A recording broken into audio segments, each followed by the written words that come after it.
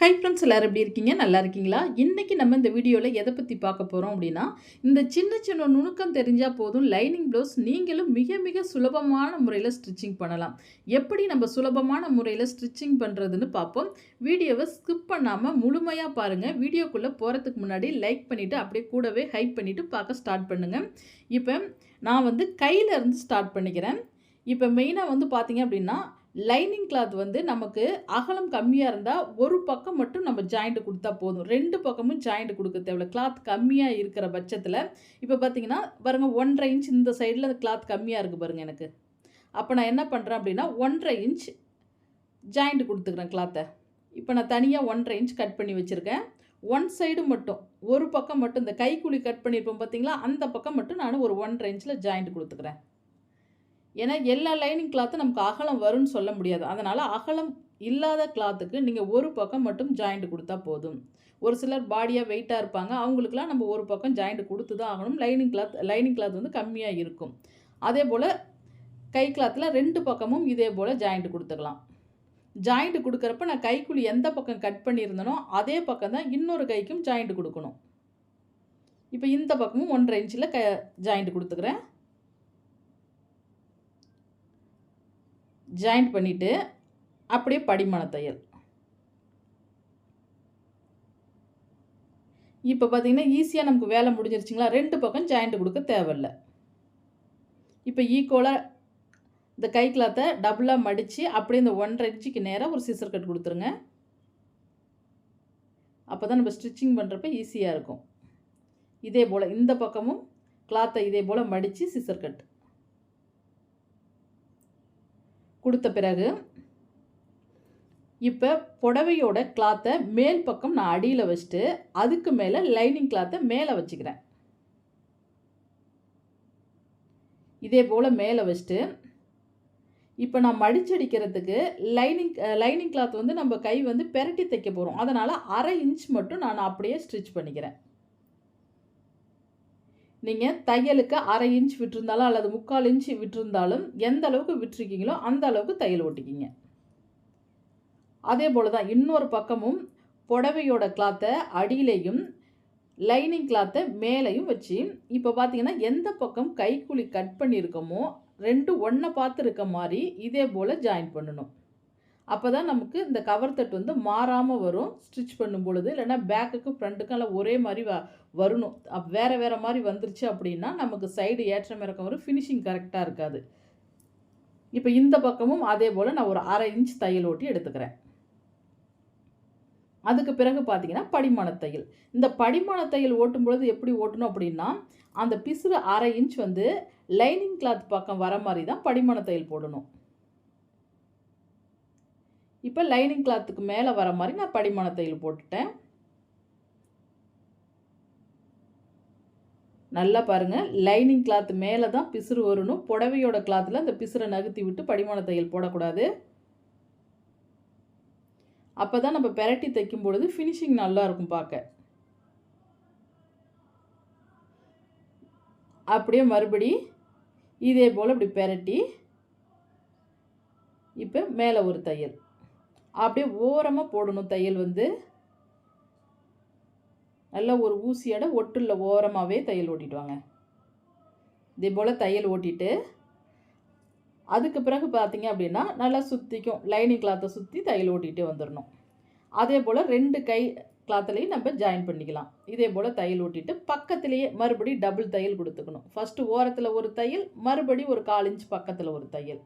இதே போல் 2 கை நம்ம ஸ்டிச் பண்ணிக்குவோம். ஒரு சில தோழிகள் கேட்குறது என்னன்னு பார்த்தீங்கன்னா, டைலரிங் மிஷினில் எது நல்லா இருக்கும், எந்த மிஷின் வாங்கலாம் அப்படின்னு கேட்டிருக்கீங்க. என்னை பொறுத்த வரைக்கும் நான் மெரிட் மிஷினில் 20 வருஷமாக ஒர்க் பண்ணியிருக்கேன். மெரிட் மிஷின் உங்களுக்கு தைக்கிறதுக்கு சூப்பராக இருக்கும்.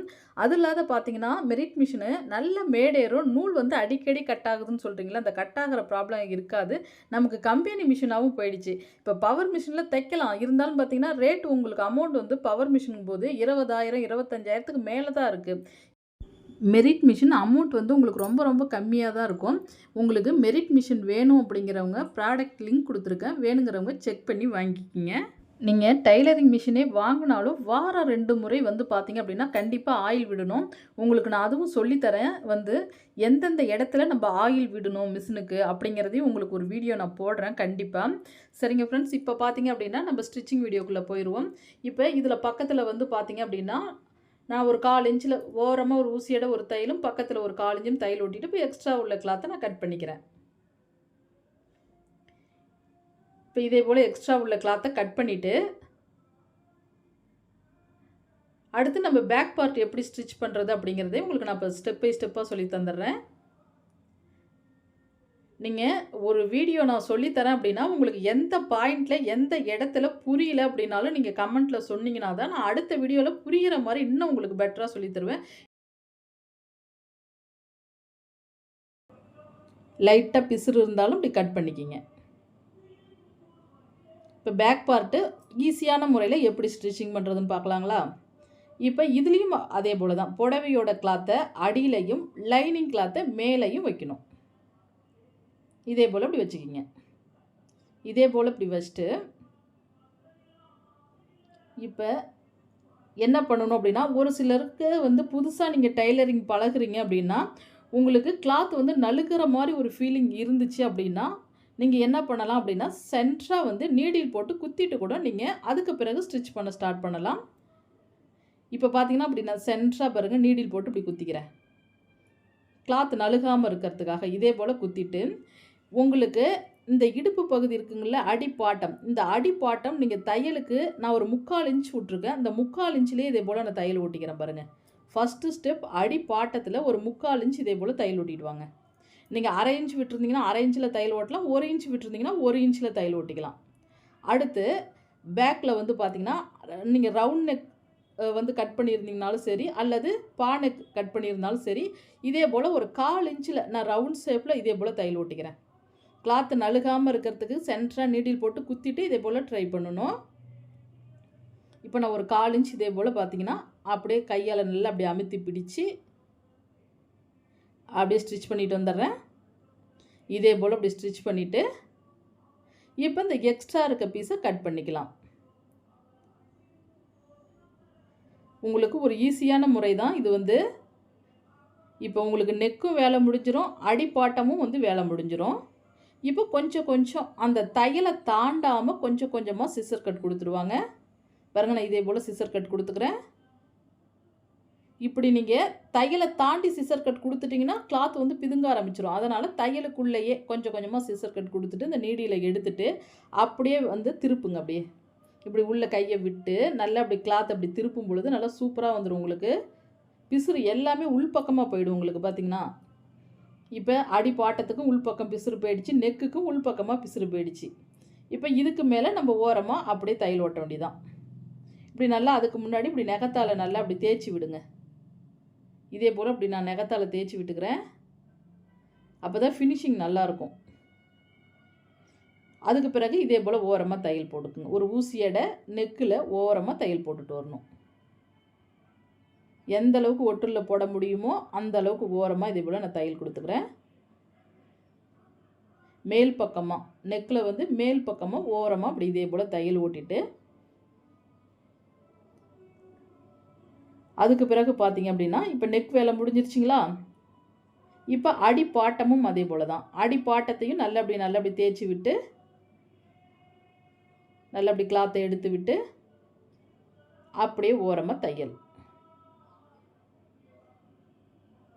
நீங்கள் பயப்படாமல் இதே போல் ஸ்டிச் பண்ணுங்கள். கண்டிப்பாக உங்களுக்கு குயிக்காக வேலை முடிஞ்சிடும். நான் உங்களுக்கு புரியணும் அப்படிங்கிறதுக்காக தான் உங்களுக்கு இப்படி இதே போல் நான் பொறுமையாக சொல்லி கொடுத்துக்கிட்டு இருக்கேன். இதே போல் நீங்கள் ட்ரை பண்ணும் பொழுது நீங்கள் புதுசாக பழகிறவங்க கூட 1/2 மணி நேரத்தில் நீங்கள் ஈஸியாக ஒரு லைனிங் ப்ளவுஸ் ஸ்டிச் பண்ணிட முடியும். இப்போ லைனிங் கிளாத் மேலேயே ஓரமாக டோட்டலாக எல்லா இடத்துலையுமே தையல் போட்டுக்கலாம்.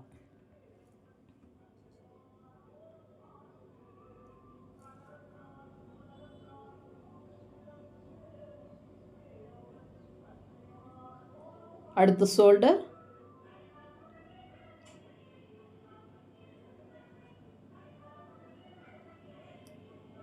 அடுத்த ஸ்டெப் என்ன பண்ணணும் அப்படின்னா, அந்த எக்ஸ்ட்ரா இருக்க கிளாத்தெல்லாம் கட் பண்ணிக்கணும். தையல் ஓட்டிட்டு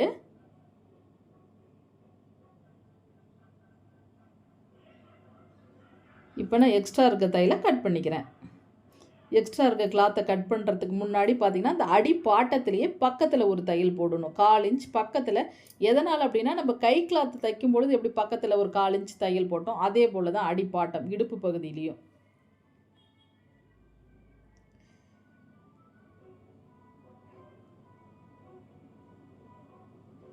அடுத்து நீங்கள் ஃப்ரண்ட்டு பார்ட்டும் ஸ்கிப் பண்ணாமல் பாருங்கள், அதுலேயும் டிப்ஸ் கொடுத்துருக்கேன். இப்போ நம்ம பேக் பார்ட்டில் வந்து டாட் வந்து ஷோல்டரை சென்டர் பண்ணி பிடிப்பாங்கள்ல, அது வந்து நம்ம கடைசியாக பிடிச்சிக்கலாம். இடுப்பு சுற்றளவு டோட்டலாக அளந்து பார்த்துட்டு லாஸ்ட்டாக எத்தனை இன்ச்சு கிளாத் எக்ஸ்ட்ரா வருதோ அதுக்கு தகுந்தபடி நம்ம பேக் பார்ட்டில் 2 டாட் வந்து பிடிச்சிக்கலாம். இப்போ நம்ம ஃப்ரண்ட்டு பார்ட்டு டீட்டெயிலாக பார்க்கலாம். இப்போ நம்ம 3 டாட் எப்படி மார்க் பண்ணுறதுன்னு உங்களுக்கு நான் சொல்லி தந்துடுறேன். இப்போ நான் அந்த அளவு ப்ளவுஸில் காட்டுறேன் பாருங்கள். அளவு ப்ளவுஸை காட்டி சொல்லும் பொழுது உங்களுக்கு ஈஸியாக புரியும், அதனால தான். இப்போ டாட்டோடைய அகலத்தை நம்ம பார்க்கணும். கொக்கி பக்கம் தான் அளவெடுக்கணும். எனக்கு சரியாக 2.5 இன்ச் வருதுங்களா? அப்போ 2.5 இன்ச் வரும்பொழுது நான் ஒரு 1/4 இன்ச் பக்கம் தையலுக்கு இதே போல் விட்டுட்டு அதிலிருந்து 2.5 இன்ச் வச்சு மார்க் பண்ணிவிட்டு, இவங்க கப் ஷேப் மீடியமாக போதுங்கிறனால ஒரு 1.25 இன்ச்சில் ஃபஸ்ட்டு ஒரு மார்க் பண்ணிக்கிறேன். மறுபடியும் ஒரு 1.25 இன்ச்சு இதே போல் மார்க் பண்ணிவிட்டு, அடுத்து டாட்டோடைய உயரம். டாட்டோடைய உயரம் பார்த்திங்க அப்படின்னா நான் தையலுக்கும் சேர்த்து 3 இன்ச்சில் மார்க் பண்ணுறேன். நீங்கள் டாட்டோடைய உயரம் தாராளமாக 3 இன்ச் வச்சுக்கலாம், கச்சிதமாக இருக்கும். தையலுக்கு சேர்த்து 3 இன்ச் வச்சுக்கிங்க. இப்போ நான் தையலுக்கும் சேர்த்து டாட்டோடைய உயரம் 3 இன்ச் அளவு வச்சு மார்க் பண்ணிவிட்டு இதே போல் சென்டராக ஒரு மார்க். இப்போ மெயின் டாட் வந்து மார்க் பண்ணியாச்சு. அடுத்து இந்த கொக்கி பட்டிக்கு வி பட்டிக்கும் இடையில வர டாட்டை சென்ட்ரு பண்ணி இதே போல் மார்க் பண்ணி மறுபடியும் அகலம் ஒரு 3 இன்ச் வர மாதிரி நான் மார்க் பண்ணிக்கிறேன். அடுத்து பார்த்தீங்க அப்படின்னா ஆம்கோல் டாட். இந்த பாயிண்ட்லேருந்து ஒரு 1.5 இன்ச் தையலுக்கு இந்த பாயிண்ட் விட்டது போக இதிலேருந்து மார்க் பண்ணுங்கள். இந்த பாயிண்ட்லேருந்து மெயின் டாட்டை பார்க்குற மாதிரி ஆம்கோல் டாட் வந்து மார்க் பண்ணிக்கணும். அவ்வளோதான். இப்படி 3 டாட் இதே போல் இப்படி மார்க் பண்ணிக்கிங்க. மார்க் பண்ணிவிட்டு அடுத்த ஸ்டெப் என்ன பண்ணலாம் அப்படின்னா, இப்போ நான் புடவையோட கிளாத்து எடுத்துட்டு புடவையோட கிளாத்தை மேல் பக்கம் அடியிலையும் அதுக்கு மேலே லைனிங் கிளாத்தையும் இதே போல் வச்சுக்கிறேன். இதே போல் இப்படி வச்சுட்டு அடுத்து இன்னொரு பக்கம் எப்படி தெரியுங்களா வைக்கணும்? இங்கேயும் அதே போல் தான். இந்த நெக்கு பகுதி ஒன்றை பார்த்துருக்க மாதிரி வைங்க. இதுக்கு மேலே லைனிங் கிளாத்தை வச்சுட்டு ரெண்டும் ஒரே பக்கமாக இருக்கணும். மாறி மாறி வைக்கக்கூடாது. இப்போ இப்படி ஒரு 1/4 இன்ச்சில் அப்படியே ரவுண்ட் ஷேப்பில் அப்படி வளைச்சி விட்டுறலாம். அதே போல் இந்த பக்கமும் அப்படி தான், ஒரு 1/4 இன்ச்சில் இதே போல். இப்போ தையல் ஓட்டிக்கலாம். அப்படியே வளைச்சி விட்டு ஓட்டுங்க. அதே போல் இந்த பக்கமும் நல்லா இதே போல் ரவுண்ட் ஷேப்பில் தையல் ஓட்டிக்கிறேன். இதே போல் தையல் ஓட்டிட்டு இப்போ இந்த எக்ஸ்ட்ரா இருக்க கிளாத்தை லைட்டாக இதே போல் கட் பண்ணிக்கிங்க. கொஞ்சம் கொஞ்சமாக தையலை தாண்டாமல் கொஞ்சம் கொஞ்சமாக சிசர் கட் கொடுக்கணும்.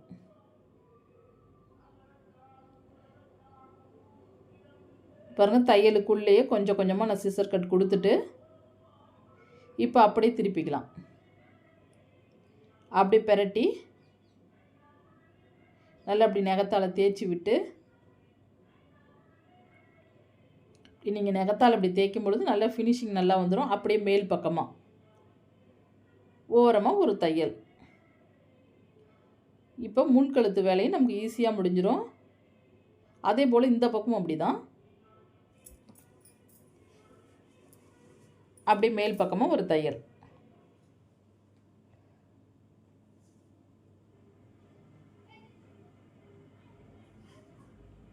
இதே போல் தையல் போட்டுட்டு அடுத்து லைனிங் கிளாத் மேலேயே ஓரமாக ஸ்டிச் பண்ணிக்கலாம்.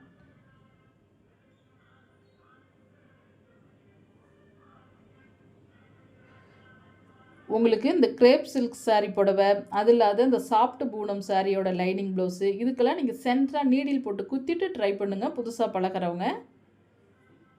இப்போ இதே போல் எக்ஸ்ட்ரா உள்ள கிளாத்தை கட் பண்ணிக்கலாம். கட் பண்ணிவிட்டு 3 டாட் எப்படி பிடிக்கிறதுன்னு பார்ப்போம்.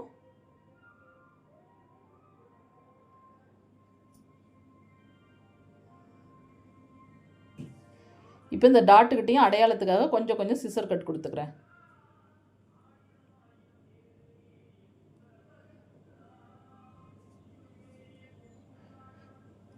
இப்போ 2 தையல் போட்டுக்கணும்.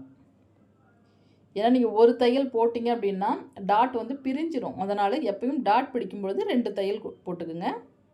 இது சென்டர் பண்ணி ஃபஸ்ட்டு ஒரு தையல், மறுபடி ஒரு தையல். அடுத்து மெயின் டாட்டை பார்க்குற மாதிரி ஆம்கோல் டாட், இதுக்கும் அதே போல் 2 தையல்.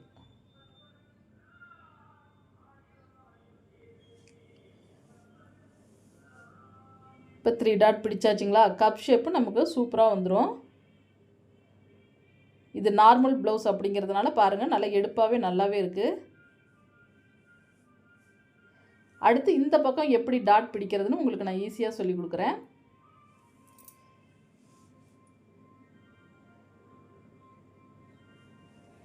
இந்த பக்கமும் அதே போல் ஓரமாக இதே போல் லைனிங் கிளாத்தை சுற்றி இதே போல் தையல் ஓட்டிட்டு எக்ஸ்ட்ரா உள்ள கிளாத்தை கட் பண்ணிக்கணும்.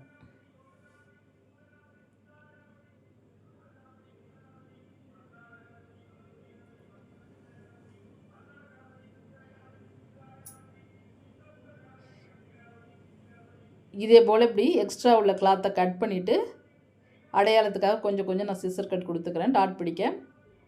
இப்போ இதே போல் இப்படி சென்ட்ரு பண்ணி இந்த இடத்துல இருந்து உங்களுக்கு டவுட் அப்படின்னா இங்கேருந்து 3 இன்ச் அளவு வருதான்னு பாருங்கள். இப்படி டாட்டோடைய உயரம் 3 இன்ச், இதிலேருந்து இப்படி வச்சு நீங்கள் ஒரு கிராஸாக ஒரு கோடு இதே போல் கூட டாட் ஈஸியாக பிடிச்சிக்கலாம். ஃபஸ்ட்டு ஒரு தையல், மறுபடியும் ஒரு தையல்.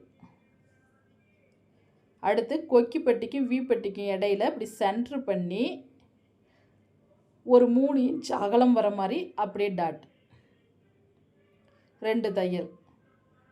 அடுத்து ஆம்கோல் டாட். ஆம்கோல் டாட்டை நீங்கள் இப்படி கூட பாயிண்ட்டை கணக்கு பண்ணிக்கலாம். இந்த ஆம்கோல் சுற்றளவு அப்படியே சென்ட்ரு பண்ணி அதிலிருந்து ஒரு 1/4 இன்ச் இதே போல் இப்படி அளவு வச்சு 2 தையல் கொடுத்துக்கலாம்.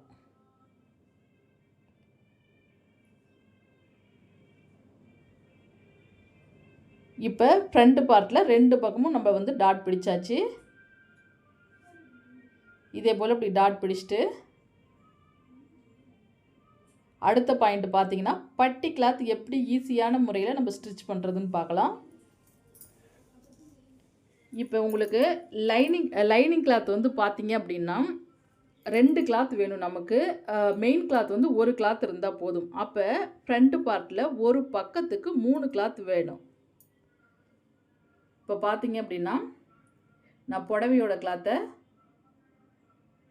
இதே போல் இப்படி அடியில் வச்சுட்டு அதுக்கு மேலே லைனிங் கிளாத்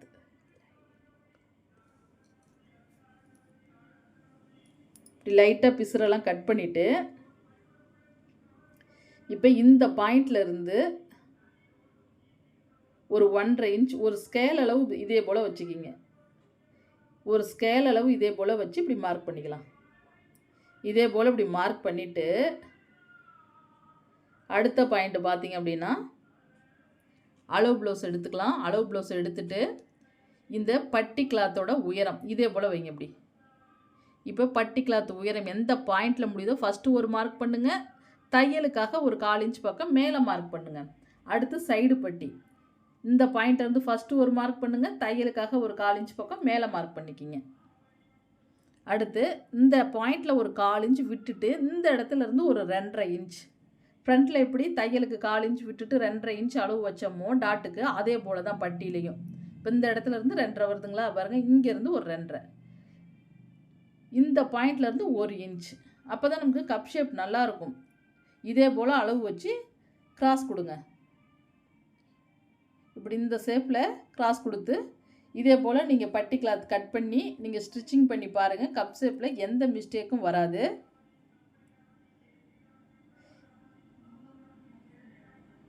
இப்போ இந்த எக்ஸ்ட்ரா உள்ள கிளாத்தெல்லாம் இதே போல் கட் பண்ணிவிட்டு இந்த இடத்துக்கிட்ட கொஞ்சம் அடையாளம் ஃப்ரண்ட் பக்கம் முன் பக்கம் வர மாதிரி கொஞ்சம் அடையாளப்படுத்திக்கிங்க. இப்போ பார்த்தீங்க அப்படின்னா ஒரு பக்கத்துக்கு 3 கிளாத் எடுத்து வச்சுக்கலாம். உங்களுக்கு லைனிங் கிளாத் வந்து பத்தல அப்படின்னா நீங்கள் வேறு கலர் இருந்தாலும் யூஸ் பண்ணிக்கலாம்.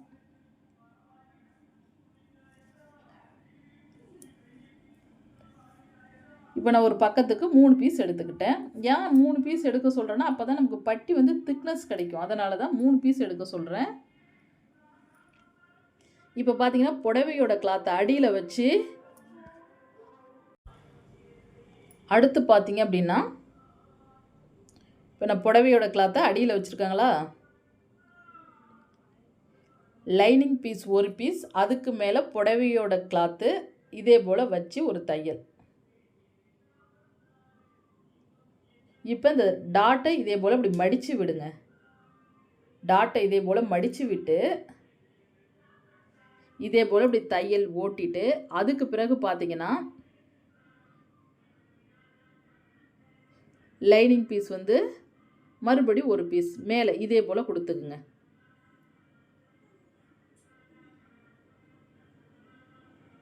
இதே போல் இப்படி கொடுத்துட்டு, இப்போ தையலுக்குள்ளேயே கொஞ்சம் கொஞ்சமாக நான் சிசர் கட் கொடுத்துக்கிறேன். இப்போ திருப்பி காட்டுறேன் பாருங்கள், உங்களுக்கு நீட்டாக வந்துடும்.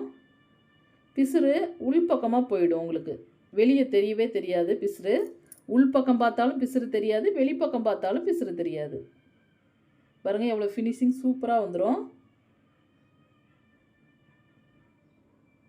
இப்போ இந்த எக்ஸ்ட்ரா இருக்க பிசுரை கட் பண்ணிக்கலாம்.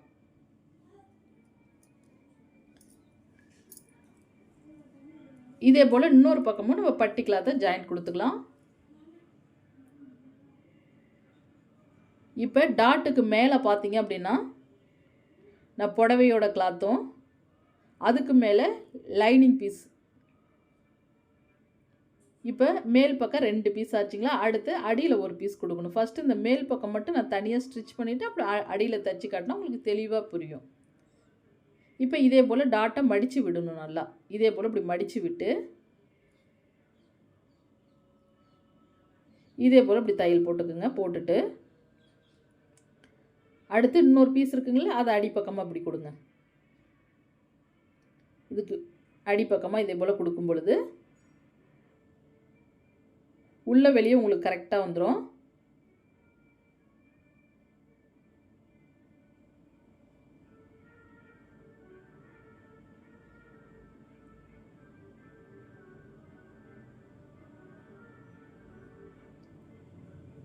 இப்போ திருப்பி பார்த்தீங்கன்னா கரெக்டாக வந்துடும். கொஞ்சம் கொஞ்சமாக சிசர் கட் கொடுக்கணும். தையலை தாண்டாமல் சிசர் கட் கொடுங்க. இப்போ 2 பக்கமும் நம்ம பட்டி கிளாத் ஜாயிண்ட் கொடுத்தாச்சு. 2 பக்கமும் பட்டி கிளாத் ஜாயிண்ட் கொடுத்துட்டு எக்ஸ்ட்ரா வர கிளாத்தை இதே போல் கட் பண்ணிக்கணும். இப்போ உங்களுக்கு பட்டி கிளாத் வந்து நல்லா திக்னஸாக சூப்பராக இருக்கும். ஃபினிஷிங் வந்து தச்சு முடித்த பிறகு அவ்வளோ நீட்டாக வரும்.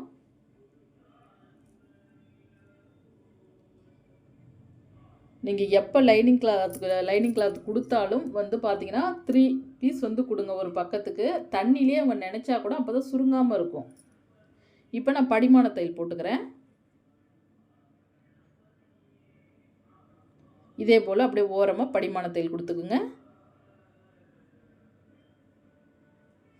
லைட்டாக பிசுறு தெரிஞ்சால் நேராக கட் பண்ணிக்கிங்க.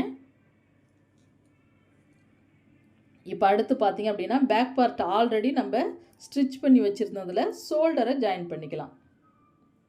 இப்போ இதே போல் இப்படி வச்சு பாருங்கள்.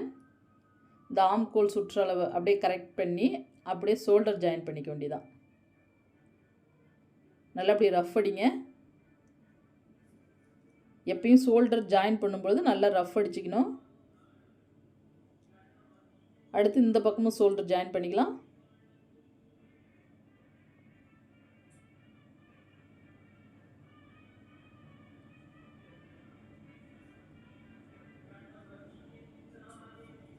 இப்போ 2 பக்கமும் ஷோல்டர் ஜாயிண்ட் கொடுத்தாச்சுங்களா. ஷோல்டர் ஜாயின் பண்ணிவிட்டு அடுத்து பார்த்தீங்க அப்படின்னா இந்த ஆம்கோல் சுற்றளவை கணக்கு பண்ணி அப்படியே இந்த சைடை வச்சு பார்த்துட்டே வரும் பொழுது உங்களுக்கு பட்டி பீஸ் எவ்வளோ எக்ஸ்ட்ரா இருக்கோ அதுக்கு நேராக அப்படி சிசர் கட் கொடுங்க. இதே போல் இப்படி வச்சு பார்த்துட்டே வரமா சைடை. இப்போ பட்டி கிளாத் அந்த 1 இன்ச் விட்டாங்கள அந்த கிளாத் வந்து எக்ஸ்ட்ரா தெரியும். அதுக்கு நேராக நீங்கள் இப்படி சிசர் கட் கொடுங்க. சிசர் கட் கொடுத்துட்டு அடுத்து கொக்கி பட்டிக்கும் வி பட்டி உயரத்தையும் நம்ம அளவு கரெக்ட் பண்ணணும். இப்போ அப்படியே இந்த கொக்கிப்பட்டை அளவை வச்சாவே போதும். ஹூக் பட்டி இருக்குங்களா, அந்த அளவை வச்சு அது உயரம் எந்த இடத்துல பாயிண்டில் முடியுதோ அதுக்கு நேராக மார்க் பண்ணி சிசர் கட் கொடுங்க. சிசர் கட் இப்படி ரெண்டையும் ஒன்றா வச்சு இப்படி சிசர் கட் கொடுத்துட்டு இப்போ நம்ம அடியில் அப்படியே இந்த பட்டி கிளாத்தை மடிச்சிக்கலாம். ஃபஸ்ட்டு ஒரு மடிப்பு, மறுபடி ஒரு மடிப்பு.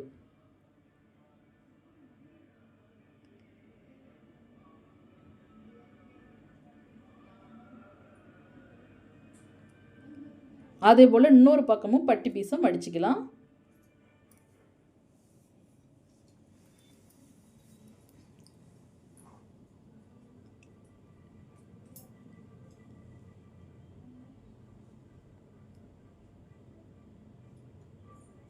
இதே போல் ரெண்டு பக்கமும் பட்டி பீஸை மடித்து தைச்சிட்டு அடுத்து கொக்கி பட்டி வி பட்டி எப்படி ஈஸியாக ஸ்டிச் பண்ணுறதுன்னு பார்க்கலாம். அதுக்கு முன்னாடி ரெண்டு கிளாத் இப்படி ஒன்றா வச்சு உயரம் சரியாக இருக்கா, ஏற்றம் இறக்கம் இருக்கா அப்படின்னு செக் பண்ணிக்கணும். செக் பண்ணிவிட்டு இப்போ உங்களுக்கு லெஃப்ட் ரைட் வந்து பார்த்துக்குங்க. அளவு ப்ளவுஸில் எப்படி இருக்கோ லெஃப்ட் ரைட்டு கொக்கி பட்டி வி பட்டி எப்படி இருக்கோ அதே போல் நம்ம ஸ்டிச் பண்ணணும். எனக்கு இடதுபுறத்தில் கொக்கி பட்டியும் வலதுபுறம் வி பட்டியும் வச்சு இப்போ நான் ஸ்டிச் பண்ணிக்கிறேன். இப்போ கொக்கி பட்டிக்கு பார்த்தீங்கன்னா அகலம் 2 இன்ச் இருக்கணும். ஒட்டையில் வந்து பார்த்திங்கன்னா டபுளாக மடிக்கும்பொழுது 1 இன்ச் வந்துடும் உங்களுக்கு. இதை இப்போ நான் டபுளாக மடிக்கும்பொழுது 1 இன்ச் தான் வருது கொக்கி பட்டிக்கு. அடியில் அப்படியே மடித்து இதே போல் ஒரு 1/4 இன்ச் தையல் ஓட்டி கொஞ்சம் மேலேயும் கிளாத்தை விடணும். இப்போ இந்த எக்ஸ்ட்ரா லைட்டாக தெரிகிற பிசுரை இதே போல் கட் பண்ணிவிட்டு படிமான தையல். இப்போ நான் ஸ்டிச் பண்ணுறது வந்து பார்த்திங்கன்னா கொக்கி பட்டி. இந்த இடத்துலையும் நெக்குக்கிட்டையும் கொஞ்சம் கிளாத் அப்படி விடுங்க. அப்போ தான் நமக்கு மடிக்கிறப்ப ஈஸியாக இருக்கும். ஒரு 1/4 இன்ச் பக்கம் ஒரு 1/2 இன்ச் விட்டுக்குங்க கிளாத். இதே போல் 1/2 இன்ச் விட்டு கட் பண்ணிவிட்டு அப்படியே மடிங்க. இப்படி மடிச்சுட்டு அந்த படிமான தையல் ஃபுல்லும் உள் பக்கமாக வர மாதிரி மடிக்கணும். அப்போ உங்களுக்கு 1 இன்ச் அகலம் கிடைக்கும். கொக்கி பீஸ் அகலம் 1 இன்ச் வைங்க போதும். ரொம்ப அகலமாக அதிகம் வைக்காதீங்க, நல்லா இருக்காது. எப்போ தைச்சாலும் கொக்கி பட்டியோட அகலம் மடித்து தைக்கும் பொழுது 1 இன்ச் தான் அகலம் வரணும். அடுத்து வி பட்டி. இதையும் அப்படி தான் கிளாத்தை இதே போல் அப்படி டபுளாக அப்படி மடிச்சிங்கன்னா 2 இன்ச் பக்கம் இருக்கும். பிசுறு தெரியாமல் இருக்கிறதுக்காக ஒரு 1/4 இன்ச்சில் இதே போல் இப்படி மடித்து இப்போ நான் ஜாயிண்ட்டு கொடுத்துக்கிறேன். ஜாயிண்ட்டு கொடுத்துட்டு இங்கேயும் அப்படி தான் நெக்குக்கிட்ட கொஞ்சம் கிளாத்தை விட்டு கட் பண்ணுங்கள் மடிக்கிறதுக்காக. இப்போ அடியில் அப்படியே மடித்து டபுளாக மடித்து ஒரு தையல் அந்த பிசுறு மேலே வைக்கணும். அதே போல் மேல் பக்கமும் பிசுறு தெரியாமல் இதே போல் மடித்து அந்த நெட்டுக்கும் அந்த பிசுறு தெரியுது பார்த்திங்களா, அதுக்கு மேலேயே இப்படி வச்சுக்கணும். இப்படி வச்சுட்டு ஒரு தையல், நெட்டுக்கும் அப்படி ஒரு தையல். கொஞ்சம் கேப் விட்டு போடணும் சென்டராக. அந்த பட்டி கிளாத்லேயே சென்டராக அதே போல் போட்டுக்குங்க, உங்களுக்கு நழுகாமல் இருக்கும். இப்போ இந்த பாயிண்டில் வி பட்டிக்கு ஒரு மார்க் பண்ணிக்கிங்க. அடுத்து கொக்கி பட்டிக்கு வி பட்டிக்கு இடையில சென்டராக வர இடத்துல ஒரு மார்க், இந்த பாயிண்டில் ஒரு மார்க்கு, இந்த பாயிண்டில் ஒரு மார்க். மொத்தம் 5 இடத்துல நான் மார்க் பண்ணியிருக்கேன். கொக்கி பட்டியோட உயரம் வந்து உங்களுக்கு ரொம்ப லென்த்தாக வந்துச்சு அப்படின்னா மட்டும் 6 இடத்துல நீங்கள் வி வைக்கணும். இல்லை மீடியமாக இருந்துச்சு அப்படின்னா 5 போதும். ஒரு சிலருக்குலாம் பார்த்திங்கன்னா ரொம்ப வந்து இந்த கொஞ்சம் வயசானவங்களுக்குலாம் லென்த்து கூட வரும். அவங்களுக்குலாம் நீங்கள் 5 வைக்காதீங்க, 6 இடத்துல வி வைக்கலாம். வி பட்டி தைக்கும் பொழுது நல்லா 2 தையல் போடணும். அந்த வி மாற்ற இடம் எல்லாம் கிழிஞ்சிரும். நல்லா இப்படி ரஃப் அடித்து இதே போல் நல்லா ரஃப் அடித்து 2 தையல் வரணும்.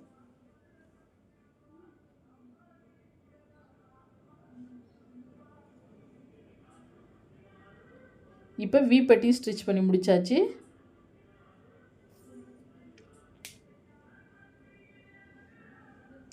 இப்போ அடுத்து பார்த்திங்க அப்படின்னா இந்த இடத்துல பிசுறு லைட்டாக தெரியும். ஷோல்டரில் பார்த்திங்க அப்படின்னா நெக்குக்கு ஒரு தையலோடு விடக்கூடாது. ஃபஸ்ட்டு ஒரு தையல் ஓரமாக ஒரு ஊசி எடை போட்டிருக்குங்களா, அடுத்து ஒரு மிதி எடை அப்படின்னா மறுபடியும் ஒரு 1/4 இன்ச் பக்கத்துலேயே டபுள் தையல் கொடுக்கணும் நெக்குக்கு. நீங்கள் லேஸ் வைக்கிற மாதிரி இருந்தால் ஒரு தையல் போதும். அதுக்கு மேலே நம்ம நெக்குக்கு லேஸ் வச்சு ஸ்டிச் பண்ணிக்கலாம். லேஸ் வேண்டாம் அப்படிங்கிறவங்களுக்கு நீங்கள் பக்கத்துலேயே இன்னொரு தையல் போடணும். இப்போ இந்த ஷோல்டர் பிசுறு தெரியுதுங்களா, அதை பேக் பார்ட்டுக்கு வர மாதிரி தையல் ஓட்டிக்கணும்.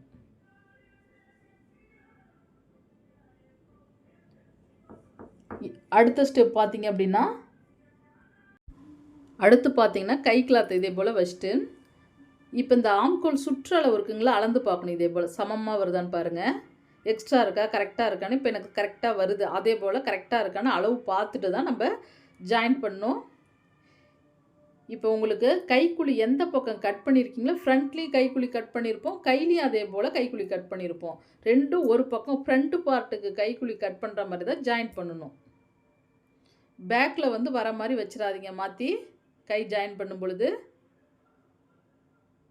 இப்போ நான் கைக்குழி கட் பண்ணின பகுதி ஃப்ரண்ட்டுக்கு வர மாதிரி ஸ்டிச் பண்ணிக்கிறேன். இப்போ எனக்கு கரெக்டாக வந்துருச்சு பாருங்கள். அதே போல் நீங்கள் கை ஜாயின் பண்ணுறதுக்கு முன்னாடி கை சுற்றளவு கரெக்டாக இருக்கான்னு செக் பண்ணி பார்த்து தான் ஜாயின் பண்ணணும். இப்போ ஒன் சைடு நான் வந்து கை ஜாயின் பண்ணிட்டேன். அதே போல் இன்னொரு பக்கமும்.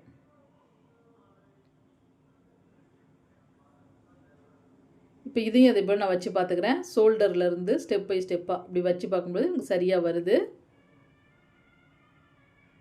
இப்போ ஃப்ரண்ட்டில் கைக்குழி கட் பண்ணின பகுதியை வச்சு ஜாயின் பண்ணிக்கிறேன். அந்த ஷோல்டர் பிசுறு நம்ம ஜாயின் பண்ணிட்டு வரோம்ல, அது வந்து நமக்கு பேக் பார்ட்டுக்கு போகணும். ஃப்ரண்ட்டுக்கு அந்த ஷோல்டர் பிசுறு வர மாதிரி ஜாயின் பண்ணக்கூடாது. ஷோல்டர் லூஸ் வரும் அதனாலே கூட. அதனால் அந்த ஷோல்டருடைய பிசுறு வந்து பேக் பார்ட்டுக்கு தான் வரணும். இப்போ மறுபடி ஒரு தையல். ஒரு சில தோழிகளுக்கு இந்த சைடு ஜாயிண்ட் வந்து ஏற்றம் இறக்கம் வருதுன்னு சொல்கிறீங்க. அதுலேயும் இப்போ ஒரு டிப்ஸ் உங்களுக்கு ஈஸியாக எப்படி நம்ம சைடு ஜாயின் பண்ணுறதுங்கிறதையும் நான் சொல்லித்தரேன். இப்போ அடுத்து என்ன பண்ணணும், இப்போ கை ஜாயின் பண்ணியாச்சுங்களா. கை ஜாயின் பண்ணின பிறகு இப்போ இந்த பேக் பார்ட்டையும் ஃப்ரண்ட் பார்ட்டையும் இதே போல் சைடு அளவு இப்படி வைங்க. வச்சு இந்த இடத்துக்கிட்ட இந்த பாயிண்ட் தெரியுதுங்களா, இப்போ எனக்கு கரெக்டாக வருது. இப்போ இந்த இடத்துல ஒரு சென்டராக ஒரு மார்க் பண்ணி, இவத்தையும் சென்டராக மார்க் பண்ணி, ரெண்டையும் அப்படியே ஒன்றா சேர்த்து இதே போல் வச்சு கொஞ்சமாக இப்படி தையல் ஓட்டிக்கிங்க. 1 இன்ச் பக்கம் இதே போல் இப்படி தையல் ஓட்டிட்டிங்கன்னா உங்களுக்கு கொஞ்சம் கூட அந்த சைடு ஜாயிண்ட் பிரச்சனை வரவே வராது. கரெக்டாக அந்த ப்ளஸ் பாயிண்டில் வந்துடும். இதே போல் இந்த பாயிண்டில் தையல் ஓட்டிக்கிங்க. ஓட்டிட்டு அதுக்கு பிறகு நீங்கள் எந்தெந்த அளவு எடுக்கணுமோ நம்ம எடுத்துக்கலாம். இப்போ பட்டி அளவு ஃப்ரண்ட் பார்ட்டில் இப்போ அளவு ப்ளவுஸை நான் எடுத்துக்கிறேன். அளவு ப்ளவுஸ் எடுத்து இதே போல் கொக்கிப்பட்டியில் எந்த பாயிண்டில் இப்படி முடியுதோ அந்த இடத்துக்கு நேராக ஒரு மார்க் இதே போல் இப்படி பண்ணிவிட்டு நல்லா ரஃப் அடிங்க. அப்போ இல்லைன்னா பிரிஞ்சிடும். அப்படியே தையல் ஓட்டினீங்கன்னா புதுசாக ட்ரை பண்ணுறவங்க நல்லா ரஃப் அடித்து தான் தையல் ஓட்டணும். அடுத்து சைடு ஃப்ரண்ட்டோடைய சைடை இதே போல் கொக்கிப்பட்டியிலேருந்து எந்த பாயிண்டில் முடியுதோ அதுக்கு நேராக அந்த சைடையும் நம்ம கணக்கு பண்ணணும். ஒரு சிலர் ஆம்கோலை மட்டும் வைக்கிறீங்க, அதை மட்டும் வைக்கக்கூடாது. சைடை வச்சுட்டு அதுக்கு பிறகு தான் ஆம்கோல் சுற்றளவு அளவு எடுக்கணும். இப்போ ஆம்கோல் சுற்றளவு பாருங்க, இந்த பாயிண்டில் முடியுதுங்களா. மறுபடியும் ஒரு மார்க் இதே போல் இப்படி மார்க் பண்ணிவிட்டு அடுத்து கை சுற்றளவு. இப்போ நான் அந்த அளவு ப்ளவுஸை வச்சு கை சுற்றளவு எந்த பாயிண்டில் அந்த தையல் தெரியுதோ அதுக்கு நேராக இப்படி நீங்கள் மார்க் பண்ணி தைக்கும் பொழுதும் உங்களுக்கு ப்ளவுஸ் போடும் பொழுது உங்களுக்கு கரெக்டாக லூஸ் டைட் எல்லாம் கச்சிதமாக இருக்கும். நீங்கள் இந்த அளவுகளை மார்க் பண்ணி தான் சைடு ஜாயின் பண்ணணும். அடுத்து இந்த பக்கமும் இந்த பக்கம் நான் என்ன பண்ணுறேன், சைடு ஜாயிண்ட் ஏற்றம் இறக்கம் வரக்கூடாதுன்னா நீங்கள் பேக்கையும் ஃப்ரண்ட்டையும் சைடு அப்படி ஒன்றா வச்சு அந்த பிசுறு தெரியுதுங்கள, இந்த பாயிண்டில் வந்து ஒரு மார்க் பண்ணுங்கள். அடுத்து இந்த பாயிண்ட்லேயும் இப்படி மார்க் பண்ணுங்கள். சென்டராக அப்படி வச்சு இந்த இடத்துல 1 இன்ச் தையல் போடுங்க. இப்படி நழுகாமல் இப்படி நழுகாமல் 1 இன்ச்சில் இப்படி தையல் போட்டுட்டு அதுக்கு பிறகு நம்ம எல்லா அளவும் டோட்டலாக எடுத்துக்கலாம். இப்போ கை சுற்றளவு. இப்போ கை சுற்றளவு ஃபஸ்ட்டு அளவு வச்சுட்டு நல்லா ரஃப் அடிங்க. அதுக்கடுத்து ஆம்கோல் சுற்றளவு, ஆம்கோல் சுற்றளவு அளந்துட்டு அடுத்து ஃப்ரண்ட் பார்ட்டு சைடு இதே போல் இப்படி அளவு வச்சு பார்த்துட்டு அடுத்த பாயிண்ட்டு பட்டி அடி பாட்டம் அளவு.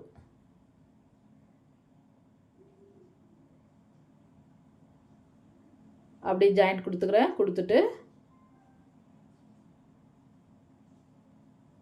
நல்லா ரஃப் அடிக்கணும். பக்கத்துலேயே வந்து என்ன பண்ணணும் அப்படின்னா மறுபடியும் 2 தையல் போட்டுக்கணும். ஒரு பக்கத்துக்கு 3 தையல். ஏன்னா உங்களுக்கு லூஸ் டைட் இருந்தாலும் பிரிச்சுக்குவாங்கள்ல, அதனால் நம்ம எப்பயும் பக்கத்தில் 3 தையல் கொடுத்துக்குங்க. 3 தையல் கொடுத்துட்டு இப்போ எக்ஸ்ட்ரா வர பிசுறு லைட்டாக கட் பண்ணிக்கலாம். இப்போ நான் எக்ஸ்ட்ரா வர பீஸில் லைட்டாக இதே போல் கட் பண்ணிக்கிறேன். உங்களுக்கு ஓவர்லாக் மிஷின் இல்லை அப்படின்னா பக்கத்துலேயே ஒரு தையல் போட்டுக்குங்க. ஓவர்லாக் மிஷின் இருந்தால் நீங்கள் பக்கத்தில் தையல் ஓட்ட தேவையில்ல.